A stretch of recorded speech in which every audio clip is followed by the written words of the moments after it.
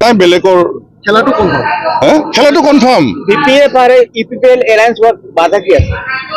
বাধাটো এতিয়া আমি একো ক'ব নোৱাৰো না, আলোচনা চলি আছেতো। তেওঁলোকে যথেষ্ট কণ্ডিশ্যন দিছে। সমষ্টি বাই ইলেকশ্যনৰ কেণ্ডিডেটৰ ক্ষেত্ৰত আপোনাৰ নামটো চৰ্চালৈ আহিছে। আপোনাক যদি কেণ্ডিডেট দিয়ে আপুনি কিমান প্ৰস্তুত? মই প্ৰস্তুত আছো। এইটো পাৰ্টিয়ে ডিচিশ্যন ল'ব আৰু মই নিজে পাৰ্টিৰ ভাইচ প্ৰেচিডেণ্ট। আমি চেণ্ট্ৰেল কমিটিৰ দুটা আলোচনা কৰিম। এতিয়া ফাইনেলি প্ৰাৰ্থী ডিক্লেৰেশ্যন হ'ব, শিৱ ছাৰৰ মানে আদেশত হ'ব আৰু ফাইনেলি। যোৱা লোকসভা নিৰ্বাচনত বিপিএফে পৰাজয় বৰণ কৰিছে। এই ক্ষেত্ৰত আগন্তুক চিডিলি উপ নিৰ্বাচনত আপোনালোকে জয়ী হ'ব বুলি ভাবে নেকি? নিশ্চয় নিশ্চয়, কাৰণ এম পি ইলেকশ্যনত চাওক, এম পি ইলেকশ্যনৰ আগত আমাৰ LAC হিচাপে আমি যিখিনি ভোট পাইছিলোঁ, এইবাৰ এম পি ইলেকশ্যনত চিডলি LAC হিচাপে আমি বহুত বেছি ভোট পাইছোঁ। সামান্য ডিফাৰেঞ্চ, 6,000 to 7,000 এনেকুৱা ডিফাৰেঞ্চ মানে। সেইটো আকৌ মানে হেৰি হৈছে, ৰিভাইভ হৈছে আৰু আমি এতিয়া যথেষ্ট কাম কৰি আছোঁ আৰু বহুত বেছি ভোট বাঢ়িব আমাৰ। জিকাটো খাটাং, শক্তিশালী, বহুত শক্তিশালী। আপোনালোকে চবেই দেখি আছে। এতিয়া প্ৰশ্ন কৰাৰ নামত আপোনালোকে এনে প্ৰশ্ন কৰিছে, আপোনালোকে নিজেও জানে বিপিএফৰ স্থিতি ক'ত বৰ্তমান। বহুত মজবুত, বহুত শক্তিশালী হৈ আছে।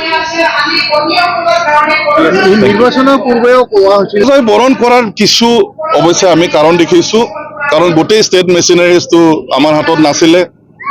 তেওঁলোকৰ হাতত ঠাইতে EVM-ৰ বহুত ইছ্যু আহিছে। কোনোবা মেচিনত 100টা বেছি, কোনোবা মেচিনত 200টা, 600টা, 700টা বেছি। তো সেইবিলাকতো আমি আৰু মানে ইনকুৱাৰী কৰিব পৰা নাই। আমাৰ হাতত যিহেতু মেচিনাৰিজ নাই, আমি পৰাজয় বৰণ কৰিলোঁ, উপায় নাই। আগন্তুক BTC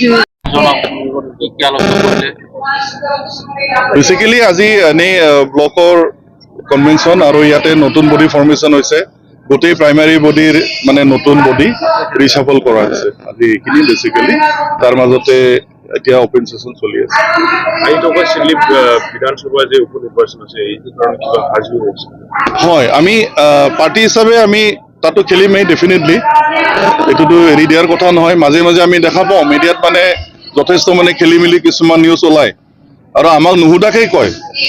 কোনোবা বিৰোধী পক্ষৰ মানুহক সুধি পেলাই এইবিলাক নিউজ ওলাই আছে যে BPF-এ চিডলি উপ নিৰ্বাচনত বোলে প্ৰাৰ্থীত্ব নিদিয়ে, UPPLক বোলে দিব। এইবিলাক গোটেই মিছা কথা। BPF হিচাপে চিডলিত উপ নিৰ্বাচন আমি খেলিম।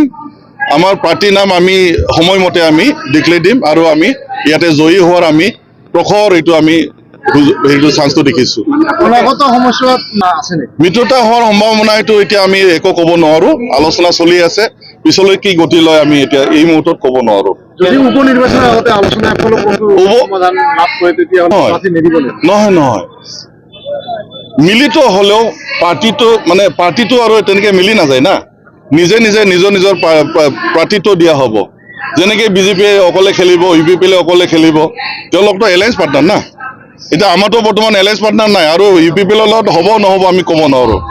কিন্তু এইটো কথা স্পষ্ট, UPPL-ও খেলিব। তেওঁলোকে ইয়াতে গাৰ্জেন হিচাপে লিডাৰ ইয়াতে দায়িত্ব দিছে UPPL-ৰ নিজৰ মানে ইলেকশ্যন মেটাৰটো চাবৰ কাৰণে।